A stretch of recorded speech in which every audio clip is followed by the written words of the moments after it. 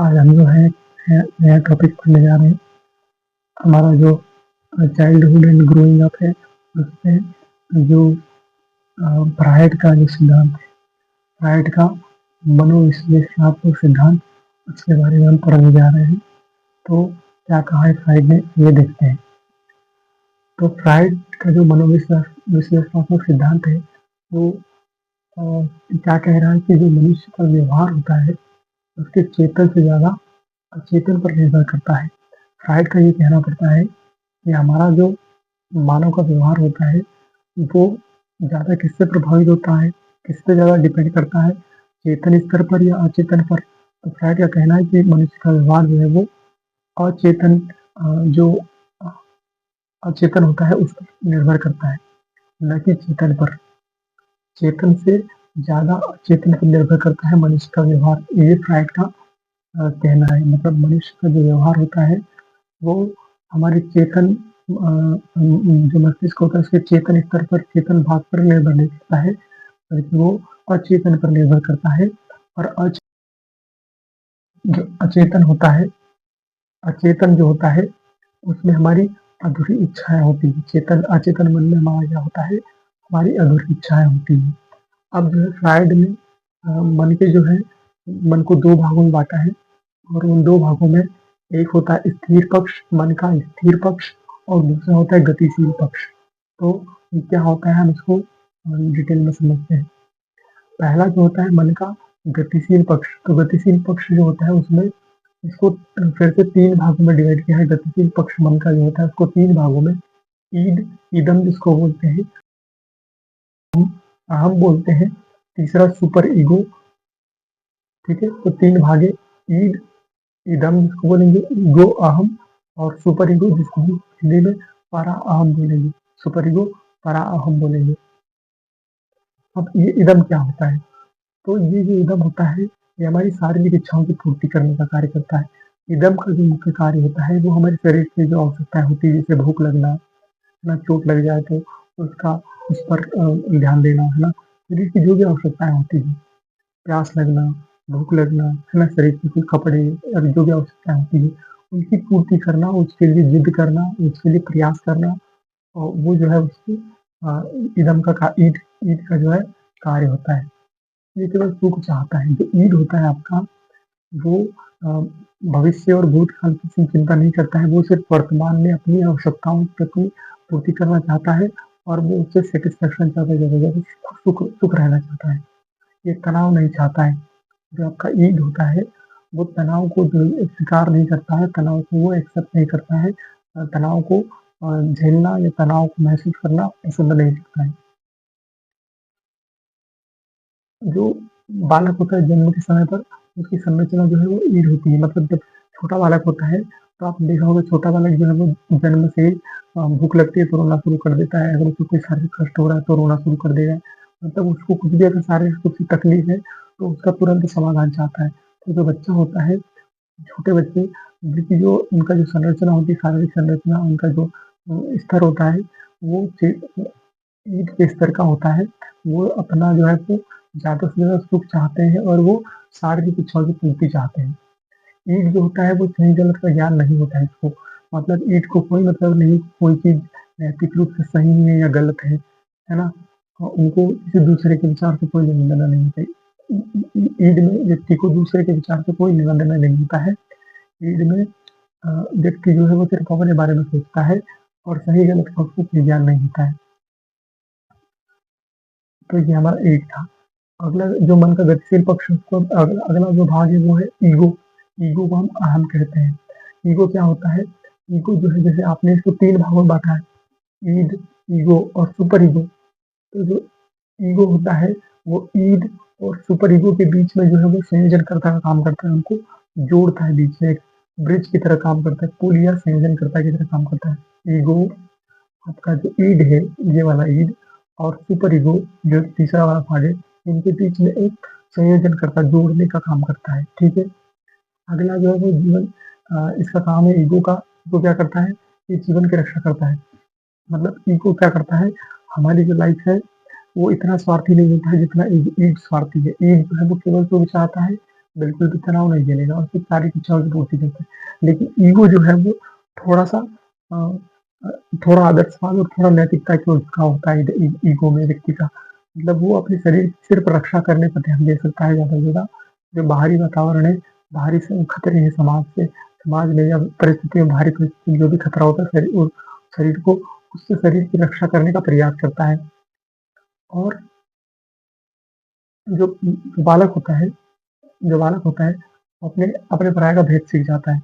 Ego में ego जो छोटा बालक होता है या बालक जब बड़ा होता है, तो जब वो उसमें ईगो डेवलप होता है, जब उसमें ईगो का विकास होता है, ईगो डेवलप होता है, तो वो जो है, वो सही और गलत ये इनका अंतर समझने लग जाता है। यहाँ पर ये सही गलत को उसका कोई ज्ञान नहीं होता है। लेकिन यहाँ पर सही गलत का ज्ञान हो जाता है, उसे अपने पराये का ज्ञान हो जाता है। कौन मेरे हैं, सगे हैं, कौन पराये हैं, इसके बारे में जो है वो इसको आम आम की स्थिति में उसको बालक को जो है जानकारी हो जाती है। अपने पराये का भेद जो है वो सीख जाता है। और क्या होता है कि वातावरण के प्रभाव से विकास होता है बच्चे का। जो ईगो होता है वातावरण से बच्चा जब संपर्क में आता है वातावरण के बहुत सारे लोगों से मिलता है, तो वो एक तो अपने पराये का भेद सीखता है और उसका विकास होता है बच्चे का। बच्चे का वातावरण के जब वो संपर्क में आता है तो उसका विकास होता है, उसका डेवलपमेंट होता है, ईगो में, ठीक है? और इसका संबंध जो है वो वास्तविकता से है। मतलब अ, ईगो जो है वो जैसे ये सुपर ईगो में आप देखेंगे कि ये जो है वो नैतिक नैतिक पक्ष होता है, मतलब बहुत ज़्यादा आदर्शवाद, है ना? और जबकि जो ईगो है वो वास्तविकता, वर्तमान में जो वास्तविकता है उस पर ज़्यादा बल देता है। इसीलिए इसका संबंध किससे है? वास्तविकता से। तो ये हमारा ईगो था। इसके बाद आता है सुपर ईगो, इसको हम बोलेंगे परा अहम। सुपर ईगो में व्यक्ति जो है थोड़ा-सा नैतिकता की ओर ज़्यादा झुकाव हो जाता है व्यक्ति का और वो थोड़ा आदर्शवादी हो जाता है। मतलब थोड़ा नहीं, बहुत ज़्यादा आदर्शवादी हो जाता है। तो सुपर ईगो क्या है कि व्यक्तित्व का नैतिक पक्ष है, जो सुपर ईगो होता है वो व्यक्तित्व का नैतिक पक्ष होता है। और जो सुपर ईगो है, जैसे सबसे पहले व्यक्ति जन्म होता है बालक का तो उसमें क्या डेवलप होता है? ईड, है ना? ईड जो कि उसको शारीरिक इच्छा की पूर्ति करता है और उसको सही का ज्ञान नहीं होता है। जो ईगो होता है उसमें अपने पराये का ज्ञान जानता है और वास्तविकता को समझने लगता है ना? और उसका विकास होता है। लेकिन जो सुपर ईगो होता है उसका विकास जो है सबसे लास्ट में होता है, सबसे आखिरी में बाल्यावस्था और ये सब बचपन शिशुअवस्था, बाल्यावस्था और ये सब खत्म हो जाती है उसके बाद जो है वो उसका सुपर ईगो डेवलप होता है। जब सुपर ईगो विकसित होता है, सुपर ईगो का विकास सबसे लास्ट में होता है और इसमें व्यक्ति जो है वो अगर आप व्यक्ति में सुपर ईगो विकसित हो गया है, सुपर ईगो में वो जो है बहुत ही आदर्शवादी हो जाता है। व्यक्ति का जो व्यक्तित्व है वो कैसा हो जाता है? बहुत ज़्यादा आदर्शवादी। सुपर ईगो के प्रभाव में, सुपर ईगो के कारण उसका व्यक्तित्व जो है वो आदर्शवादी आदर्शवादी हो जाता है। यहाँ पर जो है वो सही गलत का बच्चे को ईद में ज्ञान नहीं होता है, लेकिन जब सुपर ईगो में आता है बच्चा, तो उसको अच्छे बुरे का जो है वो अंतर समझने लगता है। सुपर ईगो जब व्यक्ति में डेवलप होता है, तो उसको उससे क्या सही है, क्या गलत है, इसका उसे ज्ञान हो जाता है और वो सही चीज़ से तो ये दोनों जो अंतर है सही और गलत, इसके अंतर को समझते हुए अपना अपना व्यवहार प्रकट करता है, ठीक है? लेकिन यहाँ पर वो सही और गलत को नहीं जानता है। ईद में बच्चा सही गलत को नहीं जानता है, उसको जो उसको शारीरिक रूप से जो तकलीफ हो रही है उसको प्रकट कर देता है, जो उसकी इच्छा हो रही है उसको प्रकट कर देता है। उसको कोई मतलब नहीं कि ये जो मैं व्यवहार कर रहा हूँ ये सही है या गलत है, क्योंकि उसकी इच्छा क्या है? तो उसका जो ईद का काम क्या होता है? शारीरिक इच्छा की पूर्ति करना और बालक जो होता है उसमें से वो ईद ही होता है ना? ये जो बालक जन्म के समय उसकी जो संरचना होती है वो ईद की होती है ना? तो बच्चा जो है सही गलत पे ध्यान नहीं देता, पर जब सुपर ईगो में डेवलप हो जाता है उसका, तो बच्चा जो है वो सही गलत का अंतर समझने लगता है। और ये जो ईड है और सुपर ईगो इसमें संघर्ष चलता रहता है। मतलब ईड जो है आपका वो शारीरिक आवश्यकता की पूर्ति करवाना चाहता है और सुख चाहता है ज़्यादा से ज़्यादा। जबकि सुपर ईगो जो है वो अच्छे-बुरे को ध्यान में रखते हुए और अपने स्वयं पर नियंत्रण करके वो करना चाहता है, वो करवाना चाहता है व्यक्ति से जो सही है, आदर्शवाद और नैतिकता के आधार पर करवाना चाहता है। हाँ, नैतिक पक्ष पर बल देता है। तो इनके बीच में हमेशा एक फाइट चलती रहती है, एक लड़ाई जैसा संघर्ष चलता रहता है जिसमें ईड और सुपर ईगो में, है ना? ईड जो है वो तुरंत कोई भी चीज़ का समाधान चाहता है, तुरंत हल चाहता है, तुरंत जो है वो सुख चाहता है, तुरंत स अपनी आवश्यकता की पूर्ति चाहता है, जबकि सुपर ईगो जो है वो अच्छे-बुरे की समझ पर बल देता है। वो जो है वो धैर्य रखने की बात करता है, आदर्शवाद की बात करता है, दूसरे लोगों की भावनाएँ, दूसरे लोगों की क्या स्थिति है, उस पर भी जो है वो उसको भी ध्यान में रख के व्यवहार करने पर बल देता है। यहाँ पर एक चीज़ ये थी कि ये वाला, ये जो ईगो है, ये सपनों पर सेंसरशिप रखता है। जो आपका ईगो है, वो सपनों पर वापस हमारे सपने हम देखते हैं, रात में सोते हैं, तो हम हमारा जो चेतन मन है, वो एक तरीके से बंद हो जाता है ना? हमारी चेतना जो है वो बंद हो जाती है काम करना। तो चेतन के जो सपने होते हैं, उस अवस्था में हमारा ईगो जो है, वो हमारे सपनों पर सेंसरशिप रखता है। मतलब वो उसको देखता है कि हम जो है सोई हुई अवस्था में भी हमारा मस्तिष्क वो विचार नहीं लाएगा, वो सपनों में वो विचार नहीं आएँगे, वो क्रियाएँ नहीं होगी, जो गलत है, जो अनैतिक है। ये जो सुपर ईगो है ना, नैतिक पक्ष पर बल दे रहा है, आदर्शवाद पे बल दे रहा है। तो हम सपने में भी वो चीज़ें नहीं कर सकते हैं, जो वास्तविक रूप से गलत होती है। तो हमारा ईगो जो है उसको रोकता है, सपनों पर एक तरीके से वो निगरानी करके रखता है, ठीक है? तो ये हो गया हमारा मन का जो है वो गतिशील पक्ष हो गया। ईगो और सुपर ईगो। सुपर ईगो पराअहम, ईगो अहम और ईग जो है वो इदम बोलते हैं। हमने मन का अभी जो है वो गतिशील पक्ष देखा। अब जो है हमारा मन का जो है वो दूसरा वाला भाग जो फ्राइड ने दूसरा भाग जो मन का बताया है, स्थिर पक्ष। आप स्थिर की बजाय स्थलाकृतिक पक्ष भी जो है उसको कह सकते हो। तो स्थला आकृतिक पक्ष क्या होता है? जो हमारा मन होता है, उसको फ्राइड ने जो है एक बर्फ के टुकड़े से तुलना की है, जो समुद्र में तैरता हुआ आइसबर्ग होता है, बर्फ का टुकड़ा, उसकी तुलना हमारे मन से की है। अब जो आइसबर्ग होता है वो क्या होता है? वो लगभग 90% उसका जो हिस्सा होता है वो बर्फ पानी के अंदर डूबा हुआ होता है और जो सिर्फ थोड़ा-सा हिस्सा जो है 10% हिस्सा जो होता है वो बर्फ पानी की सतह के ऊपर तैर रहा होता है। तो यहाँ आप देख सकते हो मैंने जो मन की तुलना किससे की है? अ, आइसबर्ग से की है, किसने? फ्राइड ने।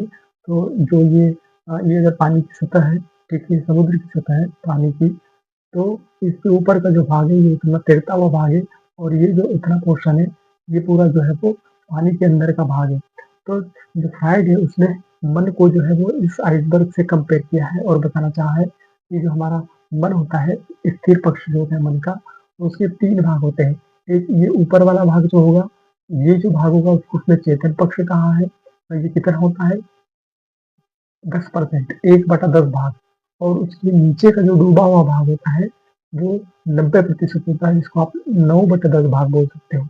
9/10 भाग, ठीक है? और एक एक भाग ये होता है, जो ये पानी की जो सतह है, सरफेस के ऊपर ये जो सतह है, अगर सपोज़ ये पानी की सतह है, तो इसके ऊपर वाला भाग हो गया और इसके नीचे का डूबा हुआ भाग हो गया। तो एक भाग होगा जो यहाँ टच करेगा, इसकी जो सतह है, जो सरफेस होती है पानी की, उसको यहाँ पर वो टच कर रहा है, सिर्फ़ उतना भाग जो है उसको उसने अर्धचेतन कहा है। तो स्थिर पक्ष जो है मन का, उसके 3 भाग हैं। एक हो गया चेतन पक्ष, दूसरा अचेतन पक्ष और तीसरा अर्धचेतन पक्ष। अब हम इनको डिटेल में समझते हैं कि चेतन, अचेतन और अर्धचेतन क्या होता है। चेतन जो मन होता है वो क्या होता है? तो इसका चेतन का संबंध ज्ञान से होता है। मतलब हम जो भी समझ कर या अ, जागृत अवस्था में समझते हुए कोई भी क्रिया करते हैं, होश में कोई भी काम करते हैं, तो हम चेतन स्तर पे काम कर रहे होते हैं। हमारा मन जो है वो चेतन स्तर पे होता है, हमारा मस्तिष्क चेतन के स्तर पे होता है, चेतना के स्तर पे होता है। जब हम कोई काम कर रहे हैं और हमारा ध्यान उसी में है, जैसे आप अभी वीडियो देख रहे हैं, तो आपका ध्यान जो है वो वीडियो में क्या बोला जा रहा है इसको सुनने में। तो आपकी चेतना उसी काम को कर रही है जो काम आप करने के लिए यहाँ मौजूद हो। तो आप जो है वो काम जो कर रहे हो वो चेतना के स्तर पर कर रहे हो, चेतन स्तर पर कर रहे हो। अगर कोई व्यक्ति पढ़ रहा है तो पढ़ने के लिए उसको ध्यान लगाना पड़ेगा, तो वो चेतना के स्तर पर काम करता है। हम जितनी भी क्रियाएँ करते हैं, कोई भी हम काम करते हैं, जैसे हम खाना बना रहे हैं, कहीं जा रहे हैं, गाड़ी चलाते हुए जा रहे हैं, तो हम जितना भी काम करते हैं, वो सारा हम चेतना के स्तर पर करते हैं, चेतन स्तर पर करते हैं। तो वही है कि चेतन का अर्थ ज्ञान से होता है। ज्ञान मतलब प्रेज़ेंस, मतलब कॉन्शसनेस के साथ, प्रेज़ेंस ऑफ माइंड के साथ कोई भी हम क्रिया करते हैं वो, तो इसका संबंध ज्ञान से है। पढ़ते समय अगर कोई व्यक्ति पढ़ रहा है तो पढ़ते समय पढ़ने की चेतना होती है। कोई व्यक्ति अगर बुक पढ़ रहा है तो वो बुक में ध्यान लगा के पढ़ रहा है तो उसमें पढ़ने की चेतना है। सभी क्रियाएँ चेतन स्तर पर करते हैं, हम जितनी भी क्रियाएँ कर रहे हैं, ठीक है? जैसे मैं आपको यहाँ ये एक्सप्लेन कर रहा हूँ, तो ये जो मैं क्रिया कर रहा हूँ इसमें मेरा ध्यान यहीं पर है। अगर मेरा ध्यान यहाँ नहीं होगा तो मैं कुछ और मतलब इसको सही तरीके से एक्सप्लेन नहीं कर पाऊँगा। तो मुझे अपना फ़ोकस यहीं रखना पड़ेगा। तो ये मैं क्या कैसे कर पा रहा हूँ? क्योंकि मैं चेतना के स्तर पे हूँ अभी। तो हम जितनी भी क्रियाएँ करते हैं वो सब चेतन स्तर पे करते हैं और इसका संबंध वर्तमान से होता है। अब हम जो क्रियाएँ करते हैं वो तो वर्तमान में ही करते हैं। भूतकाल में तो हम क्रिया करते नहीं, वो तो कर दी और भविष्य में तो हम करेंगे। तो जो अभी हम क्रियाएँ कर रहे हैं, वर्तमान में कर रहे हैं ना, तो सब चेतना जो है वो वर्तमान से संबंध होता है इसका, ठीक है? और ये इसमें निरंतरता होती है, गायब नहीं होती है। जो हमारी चेतना होती है, उसमें कंटिन्यूटी होती है, मतलब वो चलती रहती है। जब आप चेतन स्तर में आते हो तो सतत चलती है और वो गायब नहीं होती है कहीं, मतलब ऐसा नहीं कि चेतना जो है आपकी कहीं चलेगी, वो हमेशा प्रेज़ेंट रहती है। अच्छा, ये जो चेतन स्तर है, ये आइसबर्ग जो है उसका बर्फ का टुकड़ा जो है वो जो पानी की सतह है उसके ऊपर का जो हिस्सा है, ऊपर जो तैरता हुआ हिस्सा 1/10 भाग या 10% भाग जो है वो जो हमारा मन है उसका अ, ऊपर का तैरता हुआ 10% भाग है। 1/10 मतलब 1/2 भाग है इस आइसबर्ग का। अगला जो है हमारा ये तीसरा वाला भाग है, तीसरा वाला पॉइंट है अचेतन मन या इसको अवचेतन भी बोल सकते हैं, अचेतन या अवचेतन मन। तो ये जो है ये मन का अ, इसमें मन की दमित इच्छाएँ होती है, मतलब जो अचेतन मन होता है इसमें मन की जो है वो दमित इच्छाएँ होती है, याद करने करके भी चेतना में नहीं ला सकते।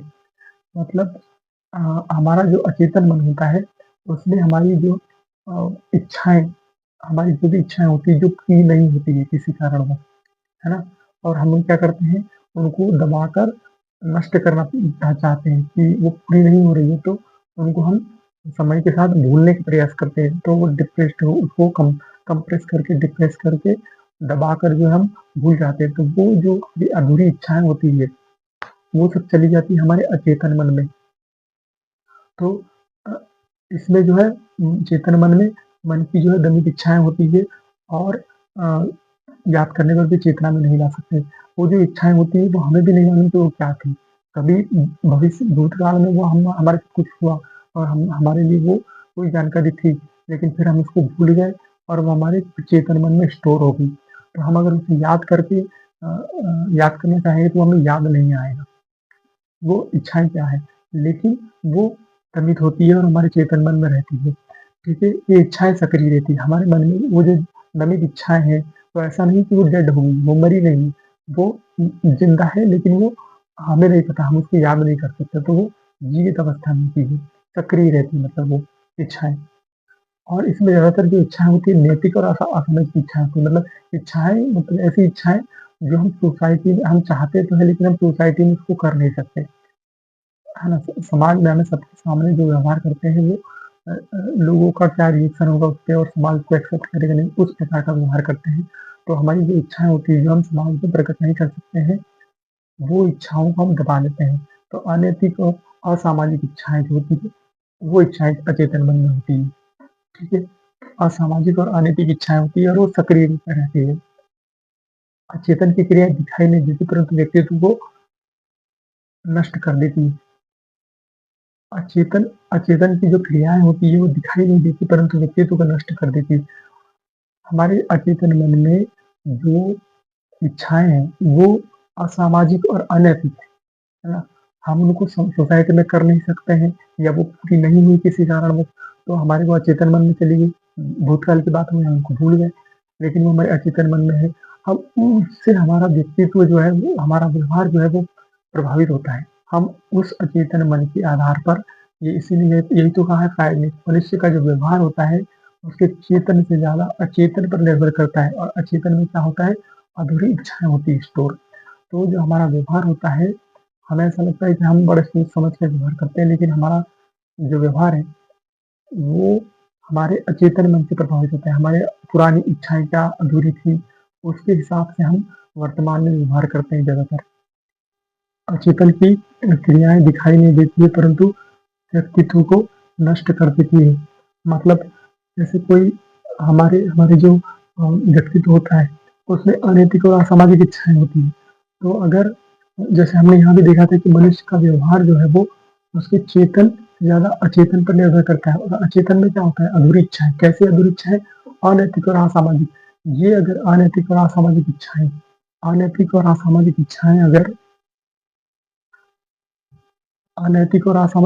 अगर व्यक्ति के अचेतन मन में है और उसके आधार पर वो व्यक्ति व्यवहार कर रहा है, तो उसका जो व्यवहार होगा, उसका व्यक्तित्व होगा वो बहुत ही खराब हो जाएगा। और इसी का एक उदाहरण है कि जो अपराधी होते हैं, किसी प्रकार का अपराध करते हैं, उनके साथ उनके अचेतन मन में ये अनैतिक असामाजिक इच्छाएँ होती है और वो जो है उनके साथ कुछ पुरानी घटनाएँ होती है जिसकी वजह से वो मन में गाँठ बाँध लेते हैं और फिर वो जो है एक समय बाद वो जो है उसको प्रकट करते हैं। तो फिर वो किसी न किसी अपराध के रूप में उसको बाहर वो इच्छाएँ प्रकट होती है, किसी अपराध के रूप में। तो वही है कि ये व्यक्तित्व जो है उसको नष्ट कर देती है। ये क्रियाएँ अचेतन मन की क्रियाएँ दिखाई नहीं देती परंतु व्यक्तित्व जो होता है उसको नष्ट कर सकती है या कर देती है। अगला जो है वो हमारा अर्धचेतन मन। तो जो अर्धचेतन होता है वो चेतन और अचेतन के बीच में एक ब्रिज का काम करता है, ठीक है? चेतन और विचेतन के बीच में ब्रिज का काम करता है और यहाँ पर जो जो भी जानकारी है, अगर हम उसे भूल गए, तो हम थोड़ा प्रयास करेंगे तो हमें वो याद आ जाएगी। मतलब हमें ऐसा नहीं कि हम परमानेंटली भूल गए, थोड़ा याद याद करने की कोशिश करेंगे, प्रयास करेंगे तो हम उसको फिर से याद कर सकते हैं। तो कुछ भूलने पर प्रयास करके याद आ जाती बात है, लेकिन हमको याद करने के लिए क्या करना पड़ता है? प्रयास करना पड़ता है। पानी को हमने और ये क्या होता है अर्धचेतन का कितना भाग होता है हमारे मन का, तो जो आइसबर्ग होता है उसका वो जो पानी की सतह पर जितना लेयर स्पर्श कर रही है बर्फ की, वो हमारा मन का जो उतना भाग होता है वो अर्धचेतन होता है। तो ये हमारा इसका एक और सिद्धांत है फ्राइड का मनोलैंगिक सिद्धांत। ये हमारा फ्राइड का मनोविश्लेषणात्मक सिद्धांत था और ये क्या कह रहा था कि मनुष्य का जो व्यवहार है वो चेतन से ज़्यादा अचेतन पर निर्भर करता है। चेतन से ज़्यादा अचेतन पर निर्भर करता है और अचेतन में क्या होती है, हमारी अधूरी इच्छाएँ होती हैं। कैसी इच्छाएँ? असामाजिक इच्छाएँ और अनैतिक इच्छाएँ, ठीक है? और जो है इसको फ्रायड ने मन को 2 भागों में बाँटा है। 2 भाग बताए मन के, एक गतिशील पक्ष बताया है और एक होता है स्थिर पक्ष। गतिशील पक्ष को ईड, ईगो और सुपर ईगो में बाँटा है। जो हमारा ईड होता है, ईड जो होता है वो शारीरिक इच्छाओं की पूर्ति चाहता है तुरंत और सुख चाहता है, तनाव बिल्कुल नहीं चाहता है और सही गलत का ज्ञान नहीं होता है। सही गलत का ज्ञान जो है तो सुपर ईगो होता है तब आता है। जब सुपर ईगो का विकास होता है तो वो नैतिक पक्ष पर बल देता है सुपर ईगो और व्यक्ति जो है वो आदर्शवादी हो जाता है। उसे अच्छे बुरे का समझ आ जाता है। और जो है ये ईगो बीच का वाला है जो ये बीच में ये ईड और सुपर ईगो के बीच में संयोजनकर्ता का कार्य करता है। जीवन की हमारी रक्षा करता है, हमारे जो बाहर का वातावरण है उससे अगर कोई खतरा होता है तो ईगो जो है हमें हमारी रक्षा करता है बाह्य वातावरण से। और ये जो है बच्चा यहाँ पर अपने पराये का भेद सीख जाता है और इसका संबंध ईगो का संबंध वास्तविकता से है। ईगो का संबंध वास्तविकता से है, सुपर ईगो का संबंध नैतिकता और आदर्शवाद से है और ईड का संबंध जो है वो शारीरिक इच्छाओं की पूर्ति और वर्तमान से है, ठीक है? वर्तमान से नहीं जो है ये शारीरिक इच्छाओं की पूर्ति से, सुख से है ना? ईड का संबंध केवल सुख से, या केवल सुख चाहता है। तो ये हमारा गतिशील पक्ष था। स्थिर पक्ष को हमने देखा था चेतन, अचेतन और अर्धचेतन। जो अचेतन होता है वो 90% भाग होता है। हमारा जो मन है अगर उसको हम आइसबर्ग के समान तुलना करें तो जो हमारा अचेतन मन है वो 90% भाग या 9/10 भाग होता है और जो चेतन होता है वो 10% या 1/10 भाग होता है और ये तो बिल्कुल नगण्य होता है, बहुत कम होता है। तो जो अचेतन होता है ये हमारे व्यवहार को ज़्यादा प्रभावित करता है। ठीक है, वहाँ भी हमने देखा मनुष्य का व्यवहार चेतन से ज़्यादा अचेतन पर निर्भर करता है या अचेतन से प्रभावित होता है ना? इसमें क्या होता है हमारी दमित इच्छाएँ होती है, दबी हुई इच्छाएँ होती है और हम अगर इसे याद भी करना चाहेंगे तो वो इच्छाएँ क्या होती हैं हमें याद नहीं आएँगी, है ना? और इसमें जो इच्छाएँ होती है वो डेड नहीं हो जाती, इच्छाएँ सक्रिय रहती हैं, इसीलिए तो हमारे व्यवहार को प्रभावित करती हैं। तो सक्रिय इच्छाएँ होती है अचेतन मन में और ये जो क्रियाएँ होती है अचेतन की क्रिया दिखाई नहीं देती, लेकिन ये व्यक्तित्व को या किसी व्यक्ति को जो है उसके व्यवहार को इतना गंदा कर सकती है, इतना खराब कर सकती है, वो या तो अपराधी हो सकता है या फिर उसका व्यक्तित्व नष्ट हो सकता है। और जो अर्धचेतन है, ये चेतन और अचेतन के बीच एक ब्रिज का काम करता है ना? और इसमें जो चीज़ें हम भूल जाते हैं, हमारी स्मृति में होती है वो, लेकिन हम भूल जाते हैं, थोड़ा प्रयास करते हैं, थोड़ी देर बाद तो हमें याद आ जाती है, रिकॉल करते हैं, ठीक है? और ये जो आइसबर्ग है उसमें जो पानी तैर रहा है, पानी है, उस पे बर्फ तैर रही है, कितनी सतह पानी को स्पर्श कर रही है, वो वाली लेयर जो है उसको अर्धचेतन कहेंगे। तो ये हमारा फ्राइड का मनोविश्लेषणात्मक सिद्धांत है। अगर आपको वीडियो जो है हेल्पफुल लगा हो तो हमारे चैनल को सब्सक्राइब करें, लाइक करें, कमेंट्स करें और अपने दूसरे फ्रेंड्स के साथ वीडियो को शेयर करें।